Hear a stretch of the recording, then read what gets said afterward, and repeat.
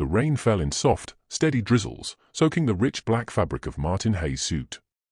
He stood beneath the towering oak tree, just a few feet from his wife's casket, watching as the final handfuls of earth were tossed over her grave. His face was the perfect mask of grief, stern, solemn, appropriately pained. But deep beneath the surface, his emotions were far more complicated. Sadness? Perhaps. After all, Julia had been his wife for 4 years. But grief? True, unbearable grief? No. He hadn't expected to be wealthy this early in life. He never wished for Julia's death, of course, but it seemed luck had decided to smile on him sooner than expected. The wealth she left behind, his wealth now, was staggering. The house, the investments, the inheritance from her family. A fortune beyond what he ever imagined when they first married. Martin scooped a handful of damp earth, his fingers tightening around it for a brief moment before he let it slip through his fingers and onto the casket below. "Rest in peace, Julia," he murmured. The hollow thud of earth hitting wood echoed in his ears as the priest said the final prayer. A fitting end to this chapter. A few more hours, and this would all be behind him. He cast a quick glance toward the edge of the mourners, where Vanessa stood, half hidden by her oversized sunglasses. She shouldn't have come, but she was here, watching, waiting. Tomorrow, they would meet with the lawyer. Tomorrow, they would start their new life. As Martin lowered his head to the world, it looked like an act of sorrow. But inside, he was already moving on. A silent goodbye. A quiet victory.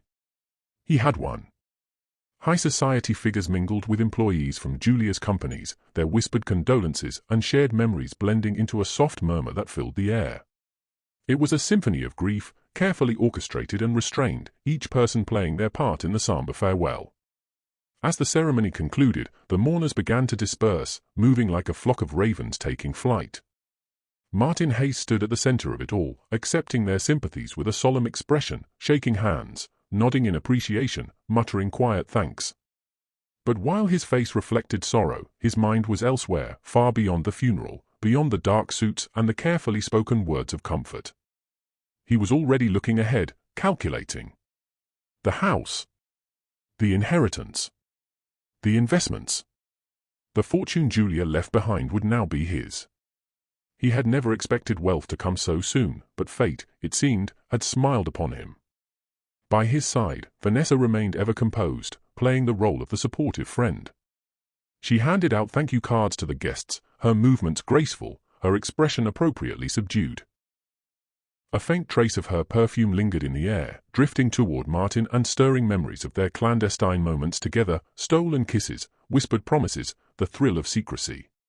Then, a voice cut through his thoughts. "Mr. Hayes." Martin turned to find himself face to face with Alex Anderson, Julia's nephew. The young man, in his mid-20s, stood with red-rimmed eyes, evidence of recent tears, yet his gaze was steady, piercing. "My deepest condolences," Alex said, his voice carrying a raw sincerity. Aunt Julia was an extraordinary woman. Martin forced a tight-lipped smile, nodding as he studied Alex's face. The favorite nephew, Julia had often called him. The closest thing to a son she ever had. That thought had irked Martin for years. "Thank you, Alex," he responded smoothly. "Your aunt loved you dearly. You were the son we never had." Alex's expression remained unreadable as he held Martin's gaze. "She always thought of others," Alex continued, his tone carrying a quiet weight. "Her generosity knew no bounds."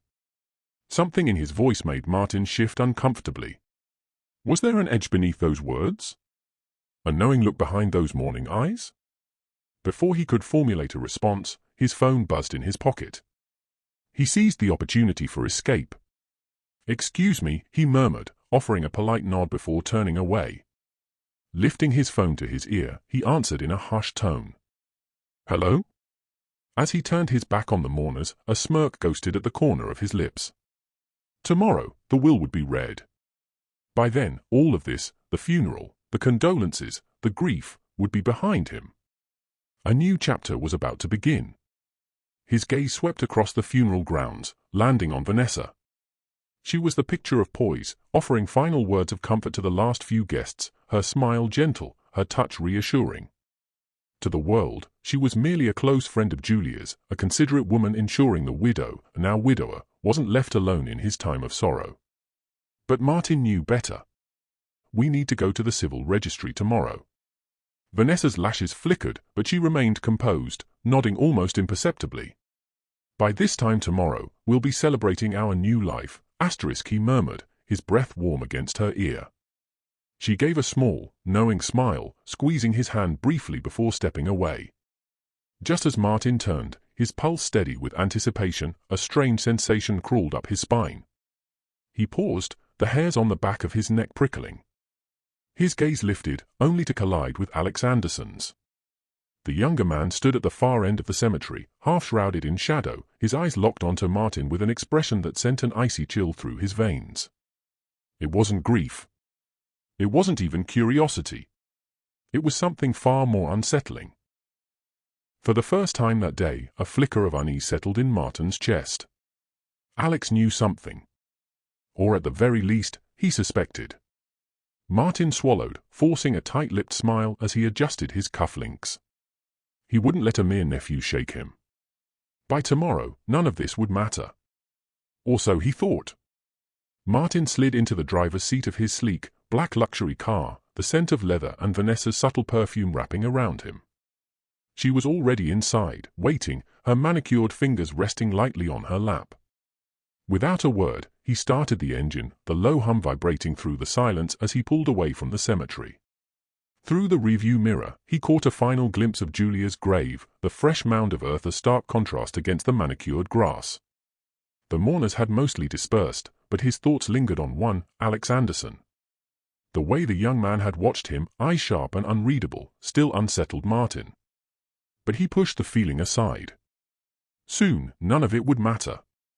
The city lights shimmered ahead, a beacon of the life awaiting him. The wealth. The power. The freedom. By this time tomorrow, he murmured, half to himself, half to Vanessa, everything will be ours. She smirked, placing a hand on his thigh, her touch light but possessive. Let's just hope there aren't any surprises. Martin exhaled, gripping the wheel a little tighter. There wouldn't be. There couldn't be. Because he had already won. Or so he believed. The next morning, Martin awoke with an unusual energy coursing through him. Today was the day. Today, everything he had waited for, everything he had endured, would finally be his. Dressing with meticulous care, he selected a charcoal grey suit, one that exuded power and credibility, the perfect look for the occasion. As he adjusted his tie in the mirror, his thoughts drifted to Julia's vast fortune, luxury properties in the city's most exclusive neighborhoods, high-value shares in leading corporations, foreign bank accounts brimming with wealth. An empire, meticulously built over decades. And soon, it would all be within his grasp. His phone buzzed, pulling him from his thoughts. Good morning, love, Vanessa's voice came through in a soft whisper. Ready for the big day? A slow smile spread across Martin's face. For the first time in weeks, he allowed himself a moment of genuine joy. More than ready, he murmured. I'll meet you at the civil registry in 45 minutes. Ending the call, he grabbed his keys and stepped outside. His brand-new Mercedes gleamed under the morning sun, a symbol of the life that awaited him. As he navigated through the chaotic city traffic, horns blaring and pedestrians weaving between cars, nothing, absolutely nothing, could dampen his mood. When he arrived at the civil registry in the upscale Roman district, Vanessa was already waiting at the entrance. She was dressed in a form-fitting navy dress, the fabric hugging her curves elegantly, paired with a delicate pearl bracelet that caught the light. Even in morning attire, she managed to look effortlessly sophisticated. As Martin approached, her lips curved into a knowing smile. This is it, she whispered. Martin glanced up at the grand entrance, inhaled deeply, and smirked. Yes, he said, voice brimming with confidence. By the end of today, everything changes. Or so he thought. Martin and Vanessa walked side by side down the polished marble hallway, their footsteps echoing softly in the quiet corridor. The air smelled of aged leather and faint traces of expensive cologne, a reminder of the kind of wealth that moved within these walls. As they approached Mr. Thompson's office, Martin took in the details of the space beyond the glass panel door. It was a room designed for power, dark mahogany bookshelves lined with thick legal volumes, a grand oak desk positioned strategically in front of towering windows that overlooked the city skyline. A collection of antique clocks adorned the walls, each ticking away in quiet harmony, a subtle reminder that time was money. But before Martin could push the door open, he froze. Standing just a few feet away, blocking their path, was Alex Anderson, Julia's nephew. The sight of him was like a bucket of ice water thrown over Martin and Vanessa. "Good morning, Uncle Martin," Alex greeted, his voice smooth yet carrying an unmistakable edge. He smiled, but it was a smile that didn't quite reach his sharp, observant eyes. "What a surprise to run into you here." Martin quickly pulled himself together, forcing a polite smile as he straightened his posture.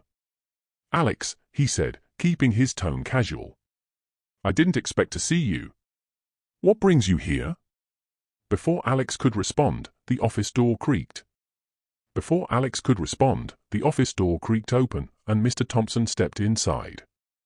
The attorney was a man of quiet authority, his salt and pepper hair neatly combed back, and a pair of thin-rimmed glasses resting on the bridge of his nose.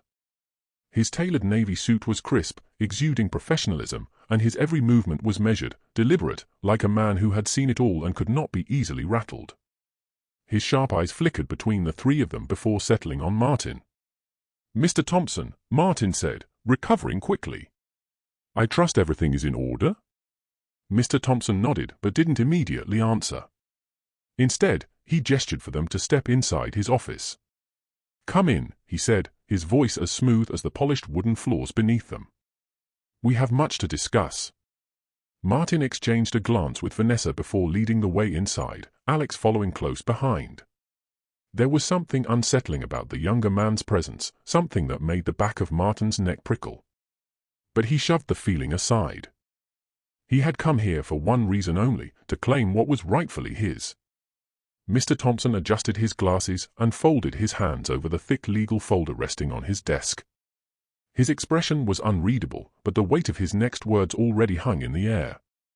"Regarding the will," he began, his voice calm but firm, "Julia made some last-minute changes."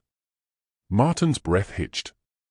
A sudden chill ran through his spine as he gripped the armrests of his chair, his knuckles whitening. His heartbeat pounded against his ribcage like a drumbeat of impending doom.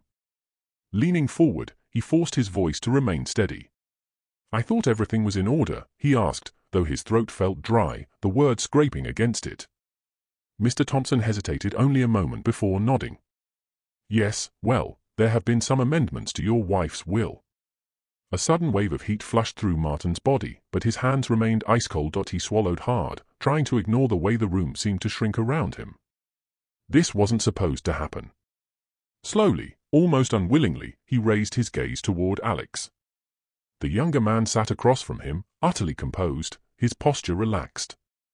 There was no smirk, no triumph, just a blank, unreadable stare. And yet, something in that silence felt damning. Mr. Thompson pulled open a desk drawer, retrieving a thick, cream-colored envelope. With deliberate care, he slid out the document inside and adjusted his glasses. "Mrs. Hayes made a modification to her will exactly 1 week ago, 6 days before her passing," he announced, his tone professional yet firm. Martin stiffened. His pulse quickened as his gaze darted to Alex, who remained eerily calm, his expression unreadable. A creeping sense of unease settled in Martin's gut. "That's impossible," he protested, his voice sharp with disbelief. "Julia never mentioned changing her will. There must be some mistake." Mr. Thompson met his gaze head-on and shook his head. "There is no mistake, Mr. Hayes. The change was made following all legal protocols." Mrs. Hayes was of sound mind when she signed the amendment. A tense silence filled the room. Then, Vanessa, who had remained silent until now, finally found her voice. "But what exactly does this change entail, Mr. Thompson?" she asked, her voice tight with apprehension. The attorney cleared his throat and straightened in his chair before speaking. "The most significant revision concerns the distribution of assets. Mrs. Hayes decided to donate a large portion of her estate to various charities." Martin's heart lurched. His jaw clenched as he forced out the question he already dreaded the answer to. "And by our large portion, you mean?" Mr. Thompson exhaled before delivering the final blow. 60%. A sharp intake of breath came from Vanessa. Her fingers curled around the edge of her chair, her knuckles turning white. Martin, however, shot up from his seat, his face twisted in anger.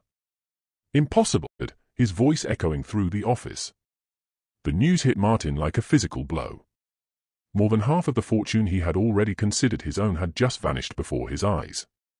"This is ridiculous," he thought, his mind racing. "No, Julia could never do something like this. She loved me. She cared about me." His chest tightened as frustration surged through him. "Impossible," he shouted again, his voice thick with disbelief. Mr. Thompson remained composed, reaching across his desk to slide copies of the revised will toward them.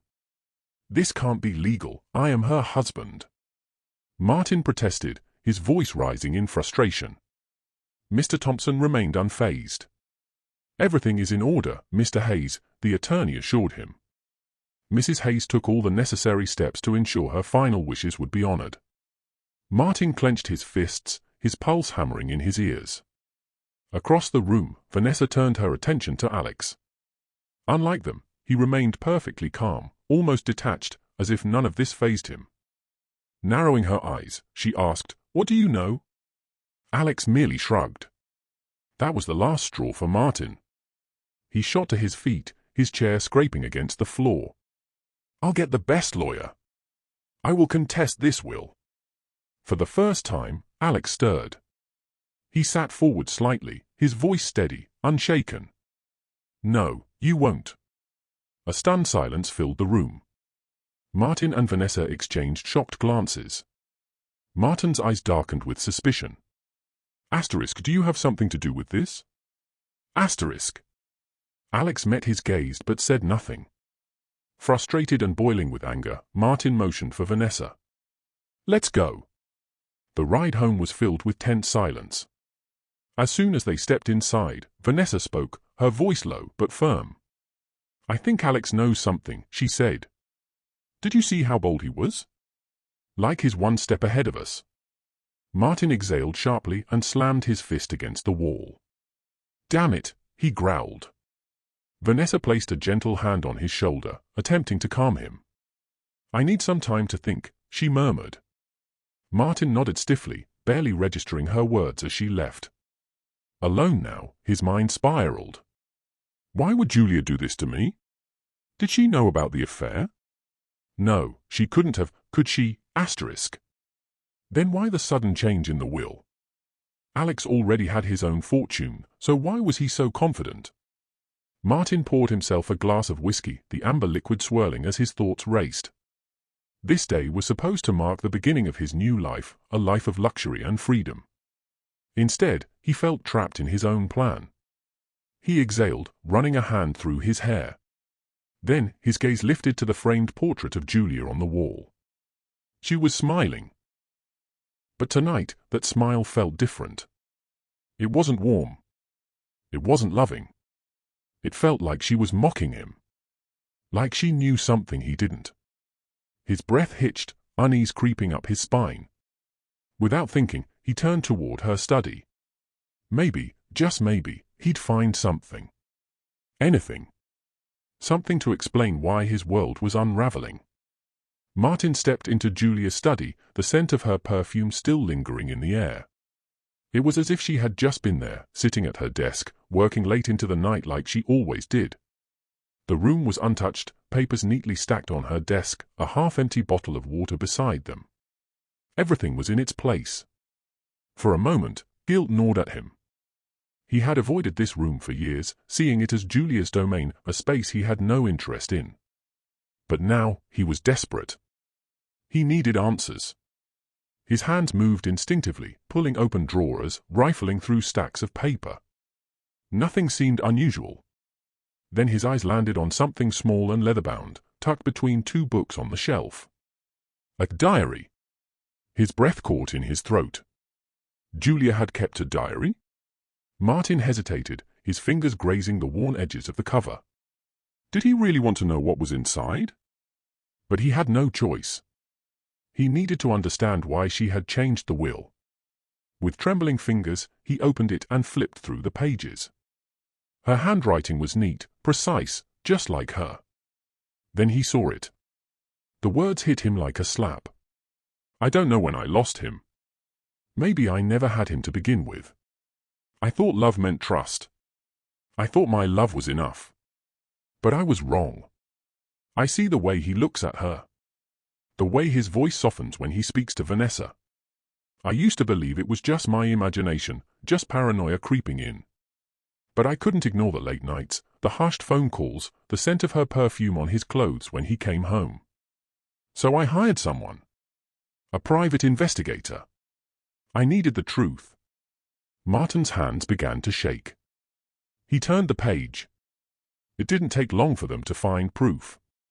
Photographs. Hotel receipts. Lies upon lies. How could he do this to me? To us? We built a life together. I gave him everything, my heart, my loyalty, my years. And in return, he gave me betrayal. It hurts. God, it hurts. I keep asking myself, was it ever real? Did he ever love me? Or was I just a stepping stone to the life he really wanted? Martin swallowed hard, his throat dry as dust. His mind reeled. She had known. She had known all along. And she had stayed silent. Why? His eyes darted back to the diary, desperately searching for an answer. I thought about confronting him. About screaming at him, demanding answers. But then I realized, what's the point? He doesn't love me. And love should never have to beg. So I made a decision. If he wants my money more than he ever wanted me, then he won't have either. He thinks I'm blind. But I see everything. He thinks he'll walk away with my fortune. But he won't. He thinks he's won. But he hasn't. Martin's vision blurred as he stared at the last words on the page. Julia had outplayed him. His throat tightened, his pulse pounding in his ears. His entire world had just shifted. She had seen everything, planned everything. And now she was gone, leaving him with nothing but the weight of his own betrayal. Martin sank into Julia's chair, gripping the edges of her diary as if it could steady the storm raging inside him. His eye skimmed over the last words again, but the truth was already seared into his mind. She had known. And yet, she had never said a word. A lump formed in his throat as memories surfaced, memories he had spent years burying beneath ambition, greed, and lust. He had been nothing when he met Julia. A struggling man, barely surviving in a city where power meant everything. It was Sam, his older friend, who had introduced them. Sam had always said, "Money is power, Martin. And Julia has plenty of it. Don't mess this up."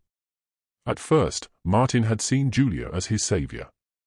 She was beautiful, wealthy, and kind, far too kind. She had respected him, lifted him up, and given him a life he could never have built on his own. But kindness had never been enough. As the years passed and his success grew, so did his resentment.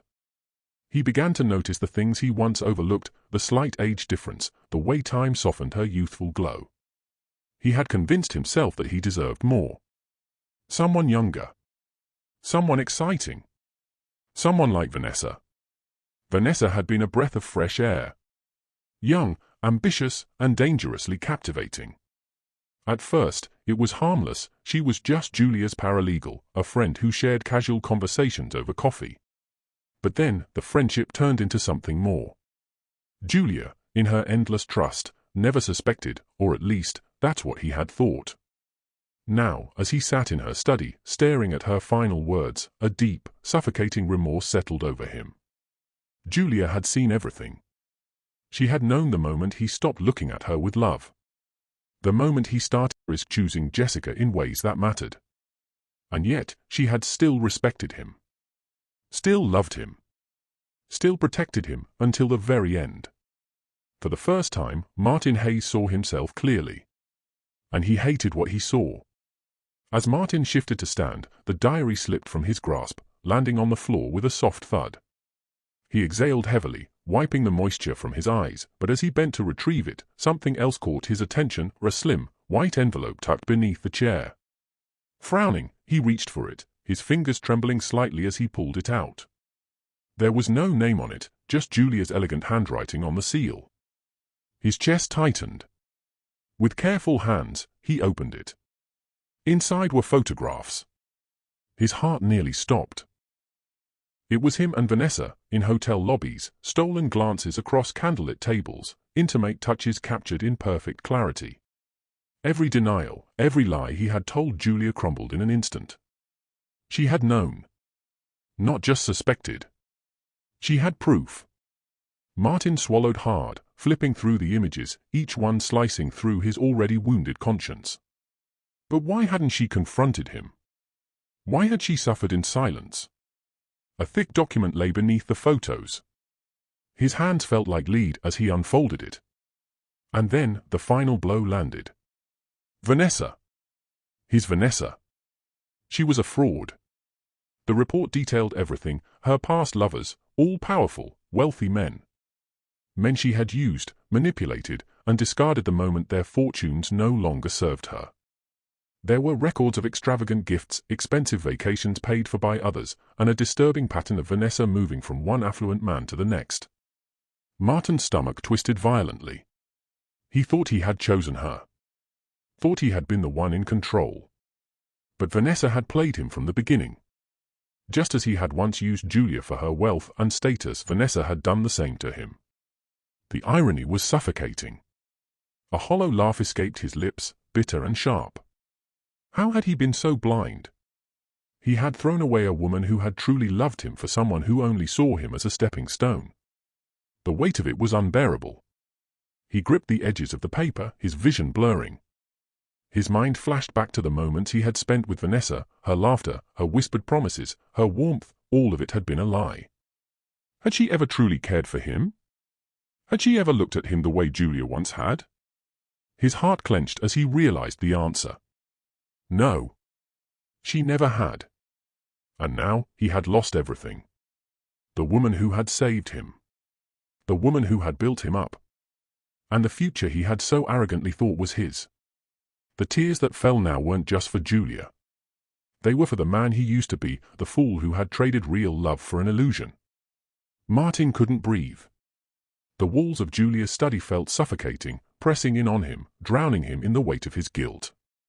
He had spent years convincing himself that he was justified in his choices, but now, standing in the wreckage of his own betrayal, the truth was unbearable. He grabbed the keys to his expensive Benz and headed out, his mind clouded with regret. He barely registered the streets as he drove, his hands gripping the steering wheel tighter with each passing second. He needed to see her. The cemetery was quiet, the air thick with the scent of earth and blooming lilies. He walked slowly toward Julia's grave, his legs feeling heavier with every step. When he reached her tombstone, he froze. There was so much he wanted to say, yet no words came. His throat tightened. What could he possibly say to the woman he had betrayed? The woman who had given him everything only to be repaid with deception. Minutes passed. Finally, he whispered, "I'm sorry." The words felt hollow, insignificant compared to the damage he had done. Julia was gone, and no apology could bring her back. As he turned to leave, his phone buzzed. A message from Vanessa. "Meet me at our usual spot for a drink." He replied without hesitation. "No problem." Martins arrived at the lounge, his heart pounding with a mixture of anger and devastation. He spotted Vanessa at their usual table, elegantly sipping from a glass of red wine, her posture relaxed, as if nothing had changed. She smiled when she saw him, but he didn't return it. Instead, he slid into the seat across from her, placing the envelope containing the damning evidence on the table. Vanessa arched a brow. "What's this?" Martins leaned in, his voice cold. "Go ahead. Open it." She hesitated, then picked up the envelope and pulled out the photographs. The images of them together, taken by a private investigator, were clear. But what truly made her expression shift was the detailed report exposing her history, the men before him, the pattern of manipulation, the truth he had been too blind to see. Martins watched as she skimmed the pages, his own emotions in turmoil. "You used me," he said bitterly. "Just like you used the others." Vanessa let out a soft chuckle and placed the papers down. "Oh, Martins, *, she sighed, shaking her head. "You're acting as if this is some grand betrayal." His hands clenched into fists. "I loved you." She leaned back, twirling the stem of her wine glass between her fingers. "You loved the idea of me. The way I made you feel." She took a slow sip, then smirked. "And I loved the lifestyle you provided. We both got what we wanted." Martins felt his stomach twist. Was any of it real? Vanessa stood up, adjusting her purse on her shoulder. "You tell me." She looked down at him with amusement. "But if it makes you feel any better, you were better than most. You almost had me fooled too." She turned to leave, but before walking away, she glanced back over her shoulder with a final, mocking smile. "You were just one bad apple, Martins. I couldn't even eat enough off you." Then, she was gone, leaving him staring at the empty seat across from him, drowning in the bitter realization that he had been the fool all along. Martin sat in his car outside Alex's office, gripping the steering wheel so tightly his knuckles turned white. His world had collapsed in the span of a single day. Everything he had built, everything he had schemed for, had slipped through his fingers like sand. But worst of all, he had lost Julia, the only person who had truly loved him. He inhaled sharply and stepped out, his legs feeling heavier than usual. The guilt clung to him, suffocating, as he made his way to Alex's office. Alex sat behind a sleek mahogany desk, his expression unreadable as Martins took a seat across from him. The silence stretched between them, thick with unspoken words. Finally, Martins cleared his throat. "I'm not going to contest the will." His voice was hoarse, barely above a whisper. Alex nodded, his eyes never leaving Martin's face. "I figured."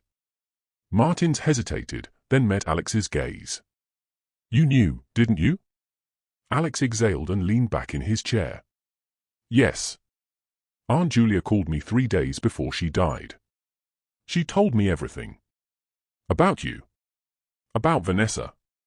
About the changes to her will." He paused, his voice steady but firm. "She asked me to hold on to 40% of her legacy." Martin swallowed hard. His mouth was dry, his heart pounding in his chest. She had known everything. He looked down at his hands, at the wedding band he had yet to take off. "She was a good woman," he murmured, more to himself than to Alex. "Too good for me." Alex's eyes softened, but his voice remained neutral. "Yes, she was." Martins let out a shaky breath and ran a hand through his hair. "I messed up," he admitted, his voice breaking. For a moment, Alex didn't say anything. Then, quietly, he said, "Yes, you did." Martins let out a bitter laugh, but there was no humor in it. The weight of his choices crushed him. Julia had given him everything, her love, her trust, her wealth. And what had he done? Thrown it all away for a woman who never even loved him. He stood up slowly, his limbs feeling heavy, as if he were dragging the burden of his sins with him. He reached for a handshake, but Alex simply looked at him. There was no hatred in his eyes, only quiet judgment. Martins pulled his hand back and turned toward the door. As he stepped into the hallway, a wave of nausea hit him. His chest felt tight, his head dizzy. Was this guilt? Was this grief? Or was this just the price of betrayal finally catching up with him? He walked out of the building in a daze, his body moving on autopilot. The city felt different now, colder, emptier. He had spent so long chasing a life of wealth and indulgence, but for the first time, he realized what true poverty was. It wasn't about money. It was about losing the one person who had ever truly cared. Martins climbed into his car, but he didn't start the engine. Instead, he rested his forehead against the steering wheel, his shoulders shaking. For the first time since Julia's death, he cried. Thank you for watching. If you enjoyed this story, please like, share, and subscribe for more amazing content. Don't forget to drop a comment and let us know where you're watching from.